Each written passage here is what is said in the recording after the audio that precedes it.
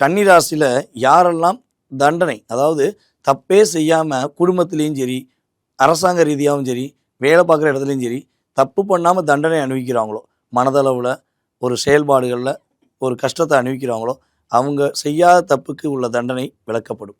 அவங்க மேலே உள்ள உண்மை தன்மை, ஒரு நல்ல ஒரு நேர்மையான விஷயங்கள் வெளிக்கொண்டு வருவதற்கான வாய்ப்பு.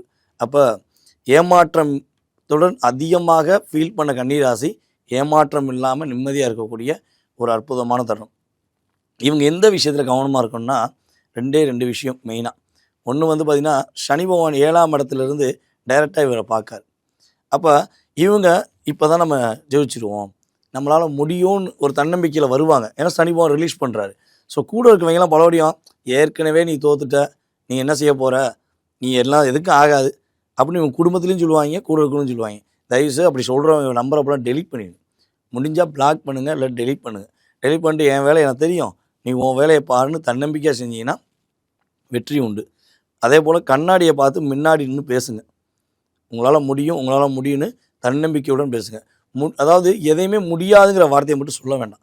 உங்களால் கண்டிப்பாக முடியும். ஏன்னா பல பேருக்கு அறிவுரை கூறக்கூடிய ஒரு அற்புதமான திறமை உங்கள்கிட்ட இருக்குது. ஸோ அதை நீங்கள் செயல்படுத்திக்கோங்க. வண்டி வாகனங்களை போகும்போது வீலிங் பண்ணுவதை நிப்பாட்டிடுங்க. ஏன்னா மேக்ஸிமம் கன்னிராசி வீலிங்குரிய விஷயங்கள் செய்ய மாட்டாங்க. ஸோ மேபி செய்வதற்கு தூண்டுனாங்க அப்படின்னா தயவுசெய்து நம்மளுடைய இளைஞர்கள், பெண்கள் கவனமாக வண்டி ஓட்டுங்க. அப்படி பண்ணுறா இருந்தால், நான் இல்லைப்பா நீ என்ன சொன்னாலும் சரி, சனி பார்த்தா என்ன, கேது பார்த்தா என்ன, நான் அப்படி தான் வீல் பண்ணுவேன்னு ஆசைப்பட்டீங்கன்னா, ஆஸ்பத்திரியில் முதலே என்ன பண்ணுங்கன்னா, ஒரு பெட்டு அரேஞ்ச் பண்ணிடுங்க.